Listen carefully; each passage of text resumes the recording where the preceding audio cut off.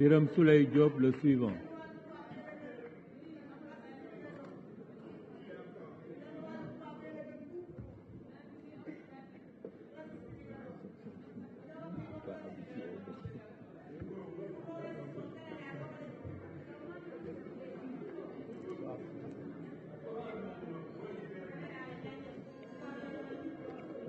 Assalamu alaikum.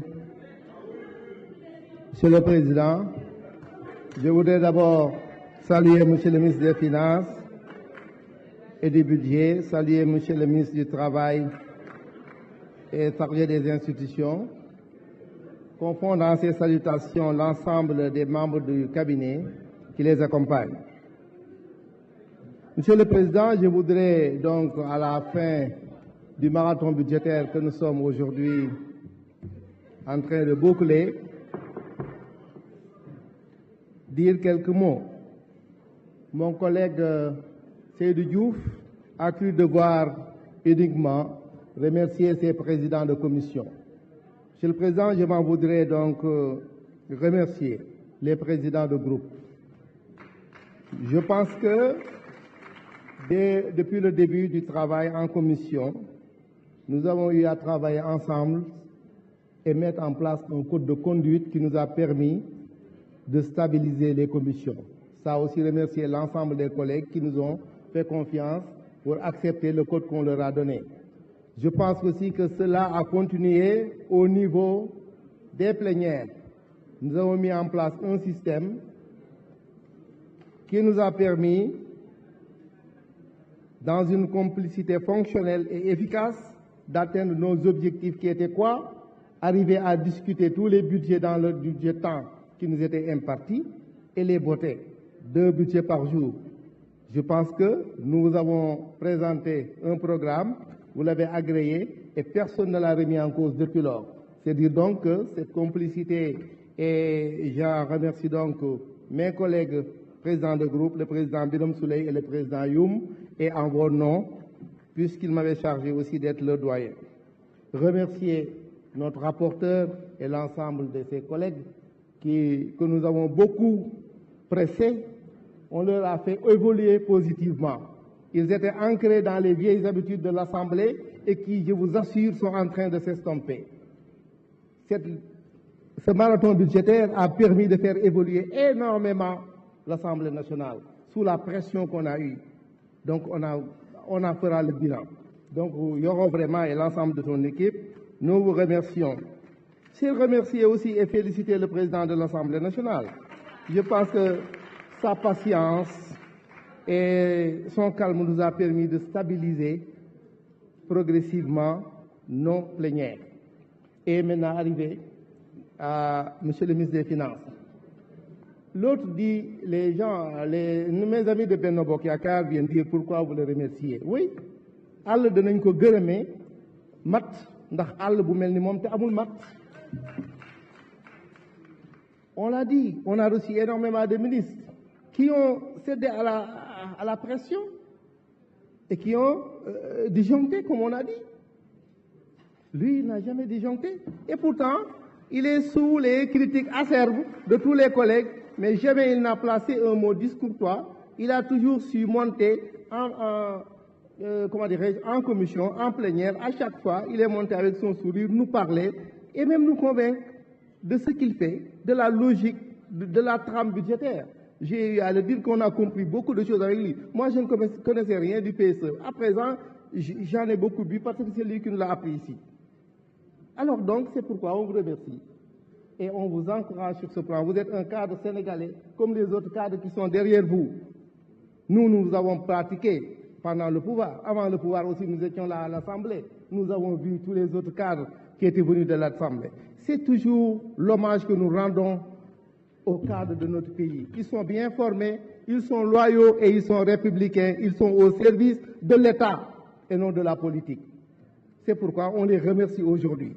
Cela ne nous empêche pas aussi d'exprimer l'ensemble des contradictions que nous avons avec le pouvoir. Nous sommes de l'opposition. Ça, il faut vraiment que vous le fassiez mettre dans vos têtes, mon ami. Nous sommes de l'opposition. Vous l'avez été. Je me rappelle ici en 2012 quand vous veniez au pouvoir. L'une dégg nañ ko fii, j'étais là. C'était acerbe, nous venions de perdre le pouvoir. Vous veniez d'arriver au pouvoir, nous étions là, tout de l'opposition. Stoïque nous avons été. Vous ne l'êtes pas trop. Il faut encaisser, nous sommes de l'opposition, il faut qu'on parle, il faut qu'on vous dise nos divergences. Et c'est ça qui fait marcher l'affaire. Parce que, non, j'ai 10 minutes, monsieur, madame. C'est ça qui fait marcher l'affaire. La contradiction qu'on vous porte doit vous faire évoluer. C'est ça l'opposition. C'est pourquoi nous sommes une institution de la République. Nous sommes fiers aussi d'être de l'opposition, comme l'autre est fier d'être du pouvoir. Nous sommes fiers d'être de l'opposition. Parce que sans vous, vous n'existeriez pas. C'est ce que je dis toujours au président de la République quand il me rencontre. Lamine, il faut venir. Je lui dis, monsieur le président, il faut préserver l'opposition parce que nous sommes nécessaires pour le rouage démocratique. Et c'est ce que nous faisons. Et à chaque fois que nous finissons, tous les ministres qui montent ici vous disent qu'ils ont été très satisfaits d'avoir entendu le débat contradictoire parce que nous pointons du doigt énormément de choses. C'est ça la chose. Donc, nos votes, nous ne sommes pas émotifs. Alors, il y a des collègues qui disent, mais là, il y a Moustapha Ba, là, il y a budget. Voyez-vous, il a donc pu créer entre tout le monde ce sentiment, cette affection. Alors, et beaucoup même n'osent même pas voter le budget en le regardant. Mais nous ne sommes pas dans l'émotion, nous faisons de la politique. Et le budget est un instrument politique que le pouvoir utilise. C'est pourquoi nous avons aussi, nous, cette position politique que nous avons en face du pouvoir. Je l'ai dit la dernière fois, si nous étions d'accord avec vous, nous serions avec vous dans les mêmes coalitions. C'est parce que nous sommes de l'autre côté que cela se passe comme ça. Nonobstant cela, nous avons fait l'exégèse du budget avec vous en commission. Vous avez vu, en commission, on ne parvenait pas de savoir qui est de l'opposition, qui ne l'est pas. Parce que nous étions dans le technique. On a travaillé avec vous. Ici, nous sommes sur le podium politique pour exprimer nos divergences. Ce qui me fait arriver à l'AGETIP, au niveau des dépenses communes, monsieur le ministre. On a parlé de l'AGETIP, notamment sur les projets de pavage des villes. Je voudrais que ce programme arrive dans nos villes. Il n'y a pas que les villes de Dakar qui veulent être belles.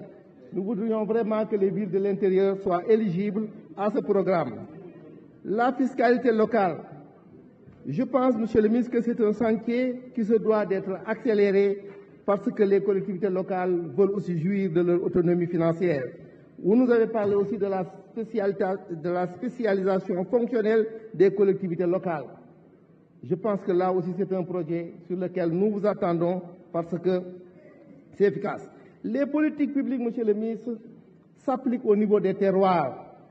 C'est au niveau des terroirs que tous ces budgets programmes vont s'appliquer. C'est pourquoi vous avez vu la parole des maires et d'or ici. Tous les maires qui prennent la parole, vous voyez que eux, ils peuvent vous rendre compte de l'effectivité et de l'application des politiques publiques au niveau des terroirs. C'est pourquoi nous demandons toujours une bienveillance par rapport au renforcement de nos capacités au niveau des collectivités locales.